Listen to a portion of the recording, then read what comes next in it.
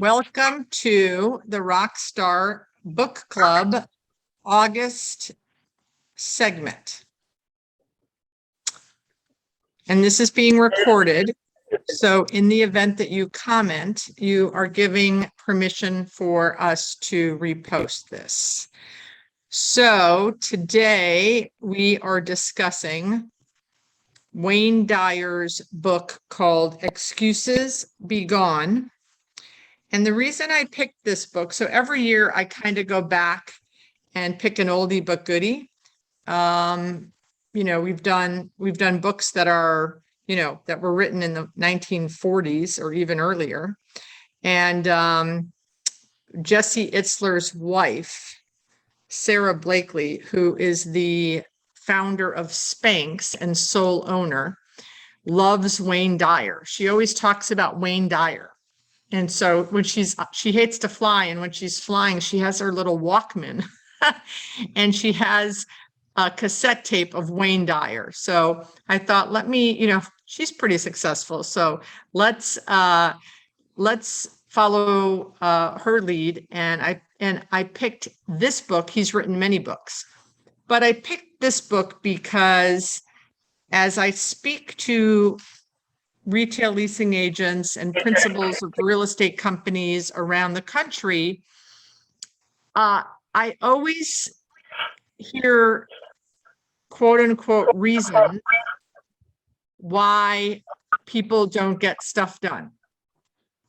So why did I say reason, Greg? Quote unquote reasons. Because those are the excuses. Right. So, and I want to be a nice person and a nice coach, but when you're paying me to coach you, I'm going to call you out on the reasons that you couldn't get something done, right? So I thought it would be a great book because, we all do excuses, right? Like, I went out and walked this morning, but very easily I could have had an excuse of why I shouldn't go walk my 3.5 miles because it's not something I enjoy. It's something that I know I need to do, but there's very often times where I will make an excuse like, oh, well, I should, do my prospecting, or I should call these people, or I should follow up on these deals. And then I don't go do the thing that I know I need to do for, my health and my physical, my physique. So the book starts in chapter 3 with a list of 18 excuses that he says are the common excuses. Greg, did you read the book? Yes. Okay. I'm about 3/4 of the way done. So I can't say I've read all of it, but yeah. So before I launch into the 18, very often used excuses, what did you think about the book? Well, with a lot of these oldies but goodies, it's a mindset change type book, and every once in a while, I think we need this just reminder to reaffirm why we're doing what we're doing every day. And these excuses that he presents, there's 18. There's hundreds of others you can come up with, but when you start to read it, you realize all these small excuses that you make over the course of a day, and how and just how much they compound over time, that it starts to generate this habit that easily can be broken if you just reverse engineer why you got there in the first place. So one of my favorite quotes in the book is, when you abandon making choices, you enter the vast world of excuses. Right? When you abandon like if I make a choice, if I choose, if I decide not to walk, if I make the choice to not walk, I'm absolutely telling myself an excuse of why I couldn't walk today. Yeah, every choice you make, you can draw a line to a result every time. And and that's a positive or negative, whatever you choose. You know, I had 10 minutes, spare 10 minutes this morning. I could have sat and looked at my phone or Facebook for 10 minutes.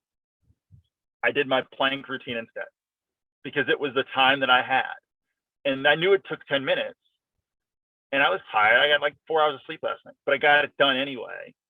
And that was the choice that I made that I know will ultimately help me, whether it be through physical, mental, whatever, psychological well-being. That's going to help me. Those 10 minutes were the right way to spend those 10 minutes instead of doing something else. We used to have a quote that I learned from Tom Hopkins, who was the first motivational speaker, trainer, coach I ever was exposed to. I guess my dad, he used to listen to cassette tapes from Bishop Sheen, but it was probably more of a religious bent, but, and he used to read books on sales.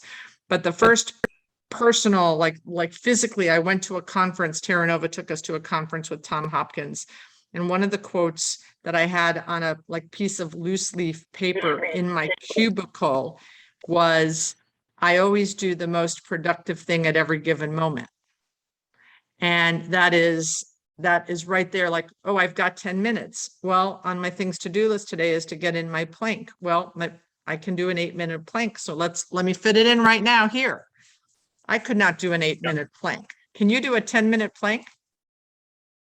Well, it's a routine. So it's about it's 45-second planks, but there's 10 different variations. So I was gonna say, I don't. Greg, you can do a 10-minute plank. That's pretty darn good. Yeah, I can do 10 45-second variations that will tear you apart, but it's still 10 minutes.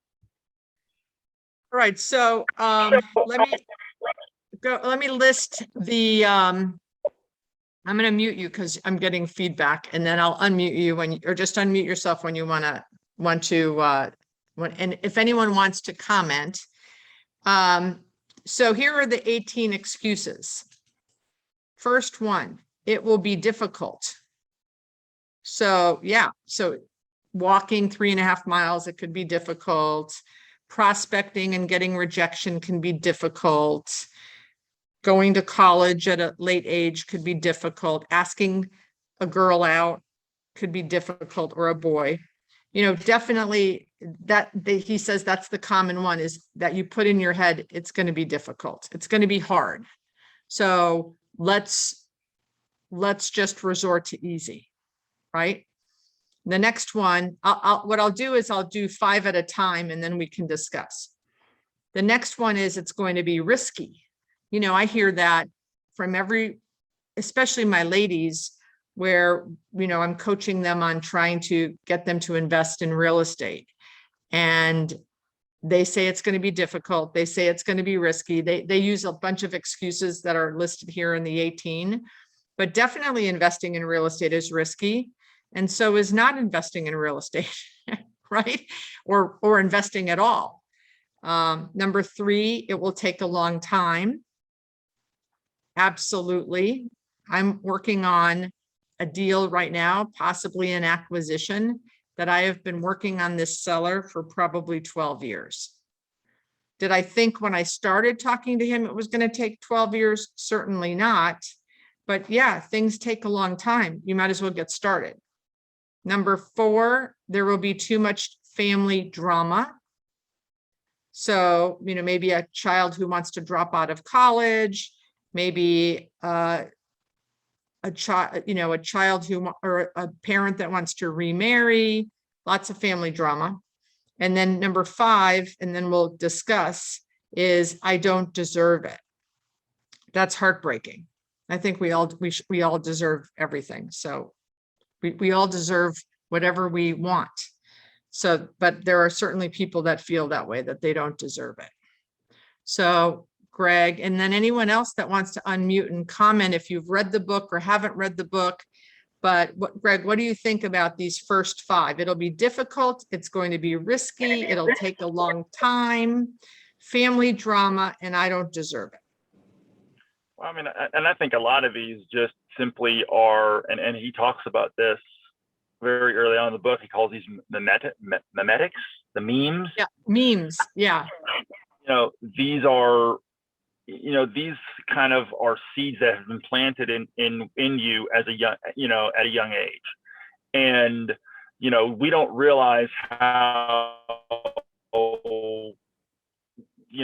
malleable our brains are at that kind of young age. And so once you start to feed into those beliefs, they start to cement themselves into your brain.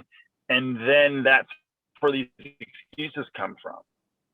And I think, when you're in your 20s, you think you're invincible, you can do anything, but you have certain things you want to do. So it's easy. And as you get older, everything starts to be, your priorities change. And, my wife and I are home design. I mean, she's a teacher. She went to school as a teacher. Now she's in a home design, but she's like, I don't know if I want to do this anymore. Like, it's too hard. I mean, there's so much to do. It's so hard. I mean, I may have to go back to school. I'm like, you know what? You may have to, and that's okay. But you know what? Sam Walton started Walmart when he was 44 years old. That was pretty good. That was a pretty good shift for him, I think, and the family. So it doesn't matter when you start. It doesn't matter if you're 7, 17, or 75. You can always build and grow yourself. And, whatever results or goals that you have for yourself, you just start now, because there's no better time to do it than now. Yeah. Kristen, did you read the book, Kristen? I did read part of the book. Yeah, I haven't finished it yet, but I also listened to his podcast as well, too, just to get information. And, I think it's just sometimes you get this mental block of these excuses that come up. But I think when you do the little things to get out of your fear or whatever the excuse is that you're letting yourself kind of hold you back, and you have those small successes really then propel me forward to try the next thing and take another risk and not let the excuses hold me back, because you can make those steps forward and then feel like you're empowering yourself to accomplish and do what you want to do. So it's getting over that mental block that sometimes we put on ourselves. And successes can come, those little successes compound into very, to very real results. And I think that's where a lot of people get the hiccup on. It's like, well, I need to do all of this at once. Like, take baby steps, just take a little bit each day to move towards where you want to go. And, that's where you'll start to realize the big success over time. Yes. And celebrating those wins when you have them too, even though they're baby steps, when you can celebrate it. Or I have some family that are kind of accountability partners where I'll tell them, here's what I'm doing. And now I know I've said it. I've told them I'm doing this. So now I feel like I, really want to succeed and come through, just so that I've got that accountability part there on myself. That's awesome. Yeah. The, what they say, whoever they are, is that, when you do something you don't want to do, like for me, walking, that every time you do something that is good for you, that you'd like to put off or procrastinate, but you don't, and you do it, that it contributes to the ever-powering skill of self-discipline. And the more you can build your self-discipline muscle by doing, like, if every day I walk, whether I want to or not, it contributes, especially when I do it, when I walk when I don't want to walk, it contributes to building the muscle of self-discipline. And the larger and stronger your self-discipline muscle is, the easier it is to not make excuses, which, so every time I do something I don't want to do, I think, okay, I'm building my self-discipline muscle, which will then help me better the next time. The other quote, one of the other quotes in the book, which I loved, and then I'm going to go to the next 5 excuses, is, here's a quote: making excuses is getting away with something versus challenging ourselves. I love that. So I love to challenge myself, right? I'm always doing these challenges. I still haven't done 75 hard. I don't know if that would kill me, but I do the biking challenge. I've done the swimming challenge, obviously prospecting challenge, which is not really, I mean, it's a challenge because it's voluminous, but prospecting for me isn't a challenge, but I know it's a challenge for many, many people. But I love that quote, making excuses is getting away with something. Who wants to get away with something? Like, no one should want to get away with something versus challenging ourselves. Greg, don't you love that quote? Yeah, Well, that's yeah, a good one. I think that is a good one. And I mean, I've participated with you in a bunch of these different challenges, and you have these different accountability partners when we're all together in that community. Stress is the only way that you can build muscle in any way. You can't do it without stress. You just have to balance and manage that stress accordingly, that you don't put yourself out of alignment with what you're focused. You all know can really have a detrimental impact to psychological and physical well-being. But that quote kind of resonates clearly to that point. Kristen, before I go to the next 5, did you want to jump in? Well, I was going to say, I think it was a quote I heard from Mark Cuban a couple of years ago, where he just said in the morning, like, don't debate with yourself. If you've got your routine, like you do your walking, Beth, I do my yoga, I do my stretching. Don't debate with yourself. Like, you've got a time, you got to get up and get started, do it, and don't negotiate, stick to it. And I always feel better when I do. The times that I miss it, or I don't plan enough time for it, the rest of the day I feel it. But when I get up and I do it, I always feel better that I made that commitment and I stuck to it just for my own self. 100%. And I think people tell me that the anti-prospectors, right? Like when I make them, if I'm coaching them or if they're in a challenge, they always say the same thing. Oh my gosh, I felt so much better. I got my 30, prospect calls in today, or my DMs, or I've canvassed or whatever. And then that compound effect of prospecting over a 30-day period, 496 your next 3 months, I literally get phone calls for 3 months. Oh my gosh, the pipeline that I built in that challenge is just so inspiring and exciting and just huge results. So, all right, let me tell the next 5. Number 6, it's not my nature. So I hear that a lot. Well, even though I'm a leasing agent, it's not my nature to be a salesperson. So prospecting is hard for me. I can't afford it. I hear that with women I'm coaching on investing. No one will help me. I hear that from my son, who's sitting right here. It has never happened before. So for females, I used to hear that all the time. That is changing. So I'm very happy. But, when I was buying shopping centers, and raising family and friends money in 2004, there weren't many of us doing that, females. And then number 10, I'm not strong enough.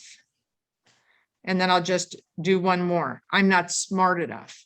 I'm not strong enough. See, that's right there. I said earlier, I made the excuse 75 hard. I absolutely don't think I'm strong enough. That doesn't mean I shouldn't try it. And then I'm not smart enough. I can tell you the 47 women in my commercial real estate investment group, 45 of them don't think they're smart enough. And the whole purpose of that coaching group is to convince them that they are just as smart as anyone else that's investing in real estate. And I tell most of my stories, I tell them of stories that I've completely screwed something up to show them that I'm not the sharpest knife in the drawer, but you figure it out. And if you're determined and resilient and creative, and persistent, you don't have to be Einstein to buy real estate. You just have to be creative, persistent, resilient, and keep determined. But so it's not my nature. I can't afford it. No one will help me. It's never happened before. I'm not strong enough and I'm not smart enough. Greg, what do you think? Well, I mean, the not smart enough, I hear this on a regular basis with my kids. And I say, and tell them, well, you are smart enough. You're just out of practice. Like, that's all. You're just out of practice. And if you're trying to, if you're dealing with math, or dealing with calculus, wherever it is, I haven't done calculus in 20 some odd years. Can I help you? Probably not today.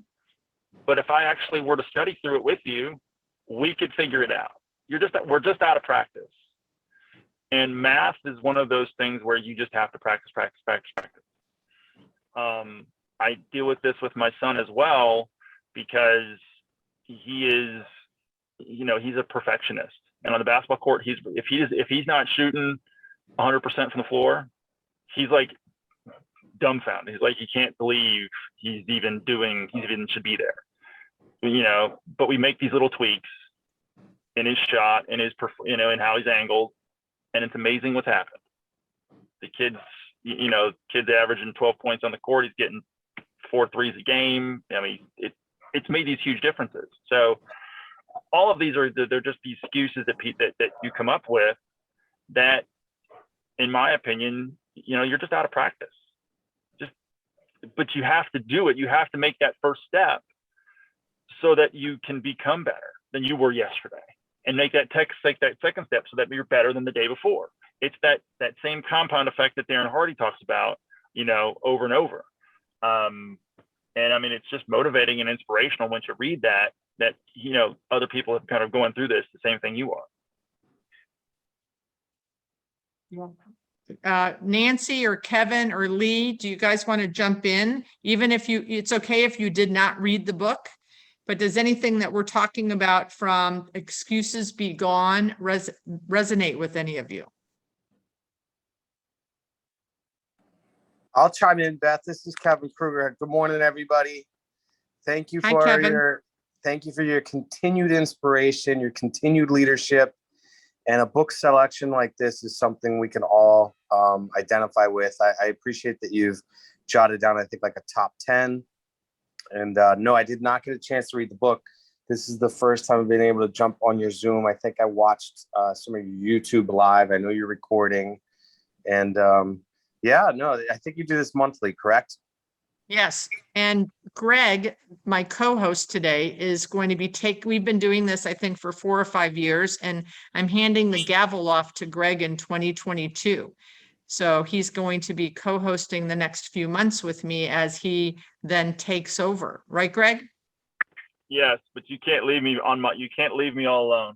I'm not. I'll be on every call. That's good. Fantastic. Yeah, I should chime in with you guys. Yeah, we have all of the books from the last 4 years. All of the recordings are on the website and the YouTube channel, and we have read, I don't know, over 50 books by this time, and discussed them and how do they relate in real estate. And we do retail books on retail. Like last month, we did a book on the family who built Dollar General. We'll do books on entrepreneurialism. We go back in time. We did what was the one that we read that was like 200 years old? I must say the Merchant of Venice, but that wasn't it. Oh, The Alchemist. The Alchemist. Yeah. Right, The Alchemist. So, and then we do, brand new books, Kevin, like a brand new book from Jeb Blunt on, prospecting or time management. So we usually start around November, December, asking on LinkedIn, what are everyone's favorite books? And then we narrow it down and we pick 12 and we go with those 12. Fantastic. I should chime in that I am also starting a business book. I call it a business book club. And it sounds like a lot of your selections are, they're not always specific to real estate. What I want to chime in on is a couple things. I came across a book on Henry Flagler. Have you seen that yet? It's a couple hundred pages. know if you read I- that. Yeah, haven't read that. That Looks, sounds great. I'll lend it to you when I finish. I'll probably put it on a list. So our book club is through the Miami Association of Realtors. I'm a leader. I'm one of the leadership governors with the commercial chapter, which is now 3,000 people strong. And we're just going to do quarterly. I'm going to make sure that we're not duplicating what you guys are doing, but in fact, if either of you want to jump in with us, I'm really encouraging just once every 3 months, people can get together, open like an open house, either at your place or whichever person happened to submit the winning selection. This is kind of a group effort.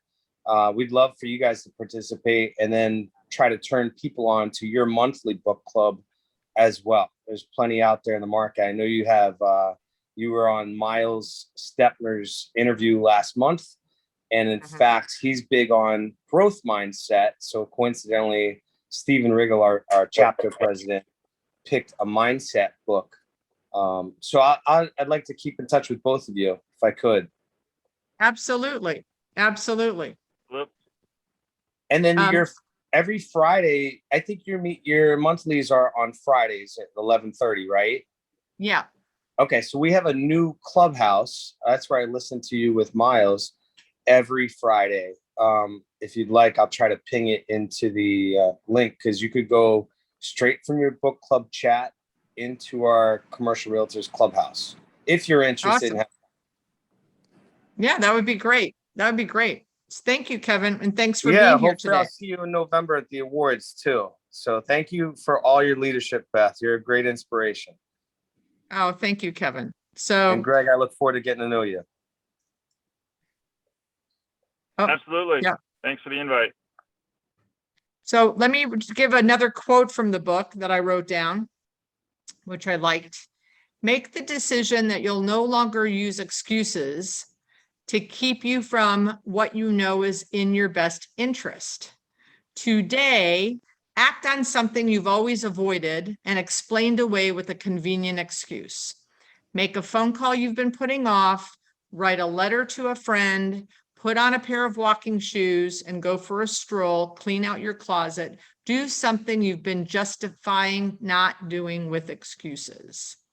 So I would challenge everyone personally. You don't have to, raise your hand and say what you're going to do, but I would challenge everyone today to think about what is one thing you've been putting off, and today don't put it off any longer. And even if it's a big project, just take, like what Greg said, just take the first step. Just take the first step. All right, let me go to the next. I'll finish off with the next 8. I'm too old. He tells a great story in the book. He tells a story about a woman who said, I would really love to go back to college, but by the time I do it, I'm 45 years old. By the time I finished, I would be 49. And he said, can I ask you a question? She said, sure. He said, if you don't go to college, how old will you be 5 years from now? She said, 49. And he said, okay. And if you do go to college, go back to college, how old will you be in 5 years? 49. So I loved that. I was laughing out loud with that story because, just go back to college. I mean, some of you know the story. I went to Florida State. I was, right out of high school, 18 years old. I went for the 5-year plan because I was having so much fun. And my last semester, I got mono. I was in the hospital and I had 3 incompletes from my classes because I missed a lot of school. Like I missed the last 3 weeks of school. But I walked in the graduation and the plan was to go back during summer and finish, I was an English literature major. I know that shocks all of you considering that I'm doing a book club. And so I had to go back and finish 3 papers. Well, I got a job that was a phenomenal opportunity to travel around the country, and I couldn't go back to school. So of course I was going to do that after I came home from that 1-year job assignment. And then I got another job. And the next thing you know, I am 44 years old and I don't have a college degree because I'm short 3 classes or, 9 credits. So my mom on her, when she was passing away, said, please do me a favor and go back and get your degree. So I promised her I would. And at 44, so in 2004, I went back, and over 3 semesters, I took 1 class each semester, and I was able to get my degree. So I started in 1978 and I got my degree in 2005. I say I'm the longest running student ever. But definitely there's a lot of people in the world that believe that they're too old. Just like what Greg, you just said. I didn't know that Sam Walton started at 44. Walmart started in 44. That's when the Five and Dime opened in downtown Bentonville. There's so many stories about, I think Mrs. Fields cookies and Kentucky Fried Chicken. Like, I think Kentucky Fried Chicken, Colonel Sanders started that at like 67 or something. So Yeah. one of the excuses, I'm too old. Then another excuse, which is interesting for those of us that have young children, I'm too young. I'm not old enough. Then the next excuse, number 14, is the rules won't let me. The rules won't let me. Number 15 is it's too big. It's too big. I can't, deal with it. Number 16, I don't have the energy. Number 17, it's my personal family history. So something in the personal family history is stopping you. Number 18, I hear this a lot, I'm too busy. I don't have enough time, I'm too busy. And then the last one, which is the one that rarely people admit to, and it's very often, a big reason or a big excuse is I'm too scared. I'm too scared. So I'm too old, I'm too young, the rules won't let me, it's too big, I don't have the energy, it's my personal family history, I'm too busy, and I'm too scared. So Kristen, what do you think about those? Well, I was going to go back to what Greg said earlier, and like some of these things you have from when you're younger, right? Like people tell you can't do it, or you are too young, or you're too old, or whatever the case may be. And you sort of hear that and you start to believe it. Or, you recognize that and you go back to when you were younger and you think, oh my gosh, my parents were great. No, I said, you can do whatever you want. You can be whatever you want, go for it. And so it's kind of that mental thing that whatever you have from your background sometimes can come back to current and make you have these excuses. So kind of recognizing that, I think, is a big thing, because for me personally, that's what I kind of go back to is my dad always said, you can do whatever you want, you can be whatever you want. And that's the motivation that I hear. I'm a big tennis player. And when I'm out on the court and I'm missing shots and I'm thinking, oh my gosh, I'm better than this, I kind of stop and I go back to that in my head. I'm like, you know how to play the game, the shots you want to hit, just bring it down a notch and play the way you want to play. And it sort of lets me reset, but sometimes that's hard to do in the moment. It's easier to go to one of the excuses and not focus on it than really focus on where you want to go and how you want to get there. Greg, Father Greg, you heard that? Did you hear that, Father Greg? Yes, I did. Yes, I did. Heard it many times. The power of the parents. Yeah. You can, and you can do anything. You can. And I'm dealing with this. Right now, my daughter's struggling. She's a junior in high school. A lot of it just, our school system is just, it is what it is. But, she's struggling because she's just not, she doesn't feel connected to the school. And, she wants to get out as soon as she possibly can. She's ready to graduate. If she can graduate tomorrow, she would. She's like, I'm ready to move on. I'm out. Which, and you know what? I don't blame her. In all honesty, I don't blame her. But, that aside, the biggest excuse that I think that I'm looking at least pertains to me right now, is it's too big. I'm looking at, we've got to open 1,500 stores next year in a very limited environment, a very limited real estate inventory.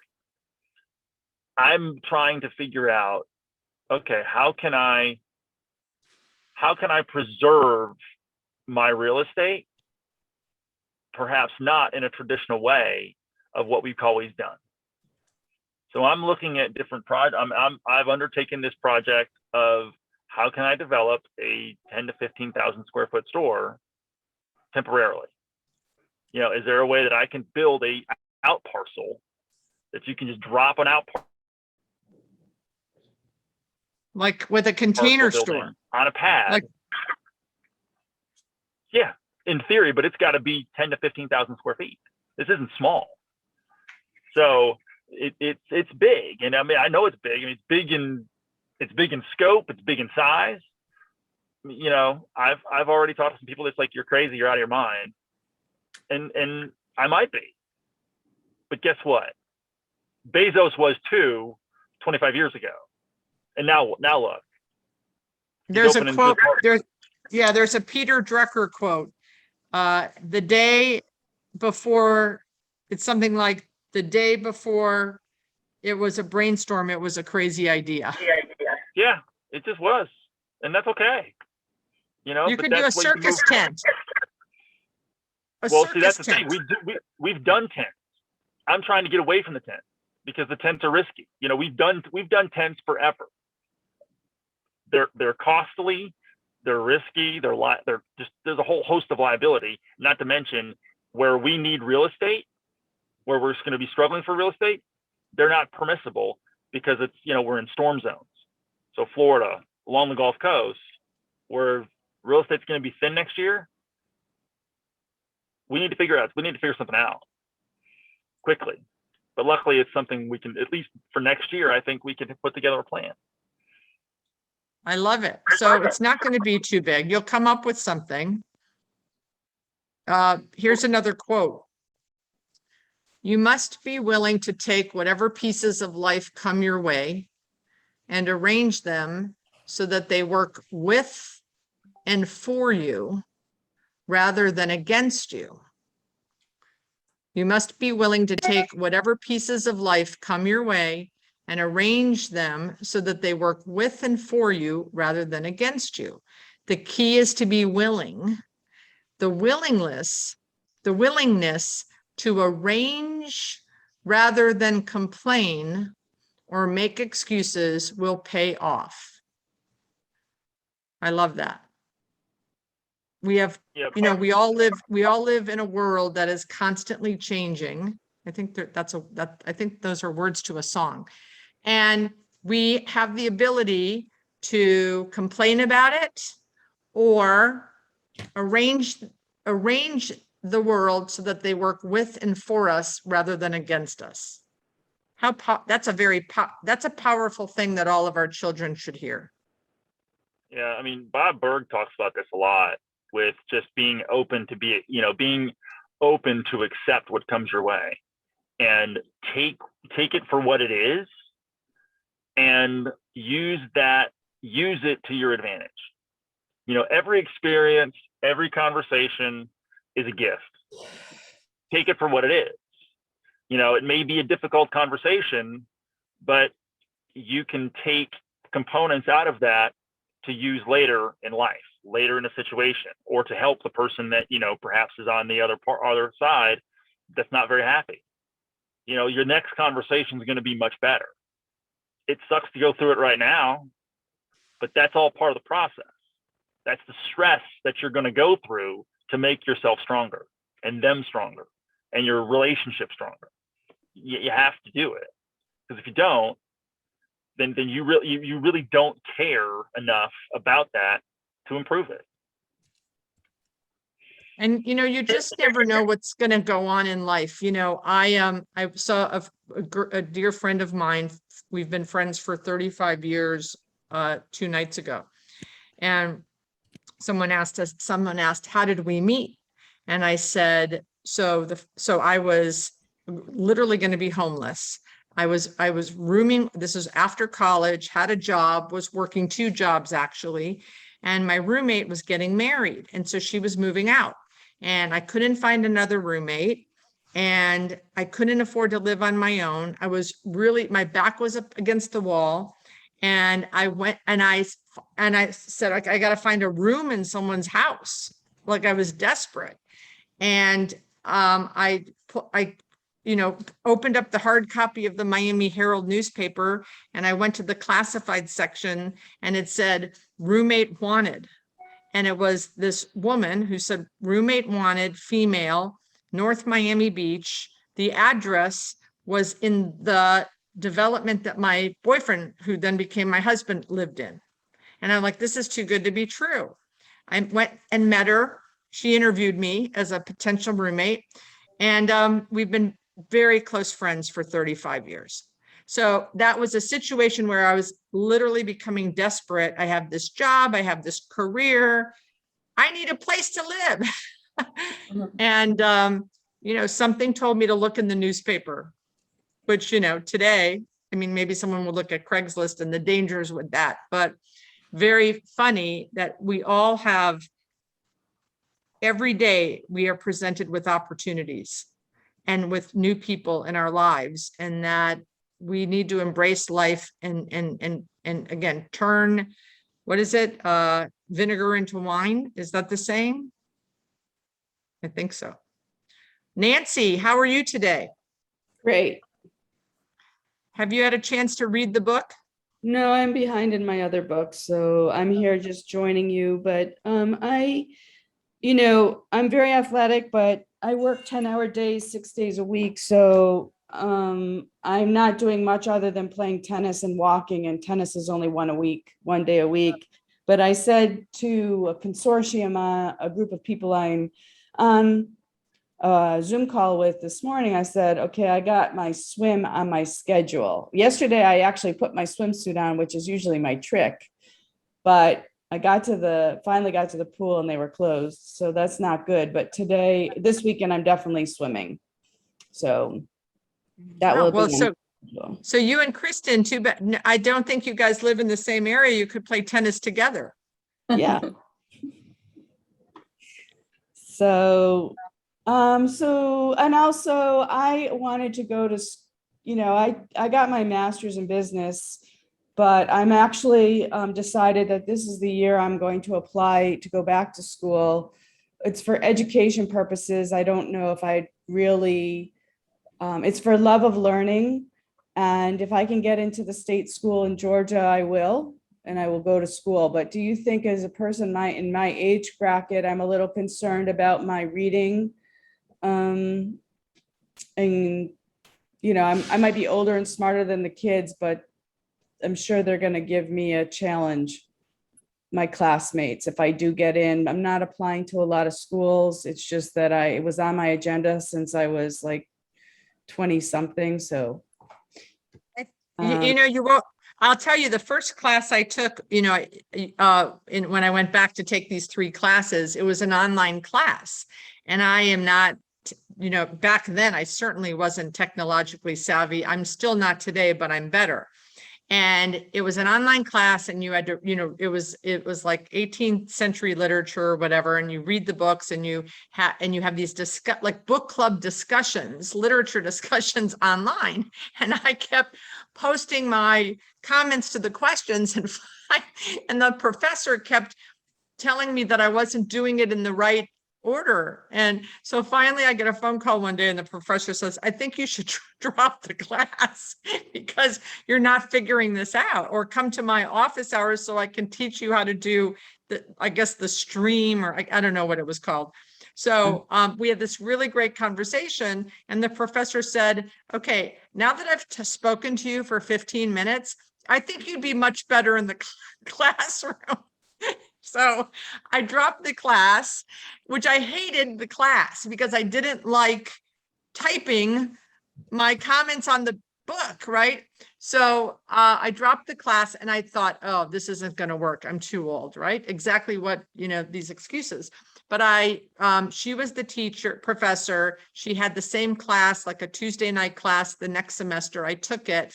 Loved the class. I was the oldest person in the class, Nancy, but I loved the class. During college, I didn't take any of my classes seriously. I got straight A's, 3 straight A's. I wrote great papers. I had so much fun, and I had fun with the young people in the class. So go for it. But I will Yeah. also tell you something that I participated in. There's something called the One Day University.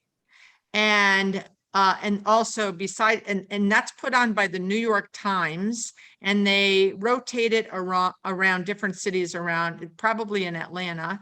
And they bring in for one day, they usually have it like at a synagogue or, in a church like hall. Sometimes they have it like in a library, like a college library, and they bring in 3 or 4 speakers like from Harvard and, like really phenomenal speakers, and they speak on topics.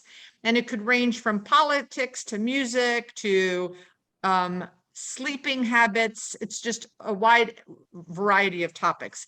And I've attended a lot of those. And, again, one full day of professor, I don't have to do any papers or any work or any homework, and you just learn, and you're around other people my age or older that want to want to participate in that. And there's another organization, I don't know, I haven't heard about it lately, but it's called Lifelong Learning, LLL, or LLI, Lifelong Learning Institute. And they have those all around the country also. They had them in South Florida. I know they had them in Clemson, South Carolina, because a friend of mine went to that one. And that is, I think, a weekly, it's during maybe like September to May, and it's weekly. And I think there are 2 speakers half a day. So depending on, check those out also, because it sounds like you just want to be in a learning environment, not necessarily do you have a goal to reach like a degree, additional degrees? Yeah, it's a degree, but I'm just going to give it a shot. I think I don't know if you've thought about this yourself, but if COVID would start again, what are the 3 things you might accomplish? And I guess that's kind of, COVID is still here. So I don't know what's going to happen this year. I'm sure we'll move along, but I want to accomplish some things that I haven't. I'd like to finish. I think that's awesome. Keep us posted on that. I think it's great. All right. So I don't have excuses for you. What? I don't have excuses because I'm getting things done. Awesome. All right. So let's, Greg, before I announce next month's call, any last words or comments on Excuses Begone? I think we've had a pretty good summary, but again, I go back to the one lesson that I take away from this whole thing is simply changing your mindset to something more productive, and it really makes a huge difference. And that simple shift eliminates a lot of these excuses. It may be difficult, but that's okay. Life is difficult. Raising kids is difficult. Running a business, trying to invest in shopping centers is difficult. That's okay. Being in middle school and high school is difficult. It's not easy. Having a sophomore in college is difficult. It's hard. But you know what? You wake up every day, and the sun is risen, and you take it for what it is. Every day is a gift, and you take the advantage of what comes your way, and you learn from it. Yeah, I have a family friend who is losing his eyesight. And for the last 3 days, I've gotten up and said a grateful prayer that I have my eyesight. Can you imagine? He's, 74 years old, and he has macular degeneration. He's overnight rapidly losing his eyesight. And it is devastatingly depressing for him. And, we take for granted all of our gifts. We really do. Okay. So here are I'm going to tell you guys we have 4 more books left in the year. Do you believe it?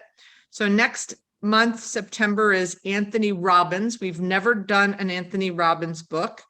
Awaken the Giant Within. I already started listening to it and I ordered the book because I just want to underline. When I'm listening, I can't underline. The next one in October is an oldie but goodie, Think and Grow Rich. And then we'll come back into the 21st century in November with Daniel Pink's Drive. The subtitle of that is The Surprising Truth About What Motivates Us. And then we end the year with a book that Barry Wolf is reading right now. He texted me, he said, have you read this book? It's awesome. I go, it's in the book club. So it's called The One Thing by Gary Keller. And the funny thing about that is during COVID, I downloaded it. So I'm during COVID, I was walking better, more consistently because, we were closed. And I downloaded The One Thing and I had my earbuds in and I turned it on and it's in Dutch. I downloaded the Dutch version. What is this? So yeah, so that was funny. I said to Barry, I have the Dutch version if you would like it. I bought it and everything. So anyway, so next month, Anthony Robbins, Awaken the Giant Within. We all have a giant within. His subtitle is Take Immediate Control of Your Mental, Emotional, Physical, and Financial Destiny. So everyone read that. And I'll say one more thing before we close. I have a new organizational fabulous tool, Greg Parsons. You're going to love it. It's called the Remarkable 2. It is a notebook that does not get any emails or texts. And it's just like writing on a legal pad, except that you can have, you can have files. Like, so I can have Cleveland and have in my Cleveland file 10 different notebooks about F&B prospects and, local prospects and national prospects and property management issues, and then I can have a file on properties, my properties, and then I can have notebooks, Arrowhead, Rolling Hills. And every time I take notes in a meeting, I can file it. It's phenomenal and life-changing.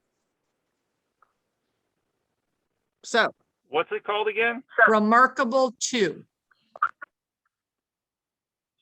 Okay. Where'd you find it? So Rod Santimassimo from the Massimo Group, I had dinner with him and he said, look at my new organizational miracle. And then a week later, my friend Ivy Grainer, the COO of Bedrock, said, you're not going to believe this thing I just got.